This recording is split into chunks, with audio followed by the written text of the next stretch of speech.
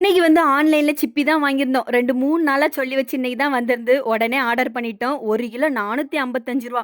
ஒரு 10, 15 சிப்பி போல தான் இருந்துச்சு. இருந்தாலும் ஆசையில வாங்கிட்டோம். ஆனா அடத்தை குடுத்து விட்டுட்டாங்க. அதனால வேலை மிச்சம். வந்ததோட இதுக்கு வந்து வெங்காயம், தக்காளி எல்லாம் கட் பண்ணி வச்சுட்டேன். இன்னைக்கு வந்து என்ன பண்ண போறேன்னா, சிப்பிய வச்சு சிப்பி மசாலா தொக்கு தான். இது வந்து பயங்கர டேஸ்ட்டா இருக்கும். சோறு வந்து இத வச்சு சாப்பிட்றலாம்.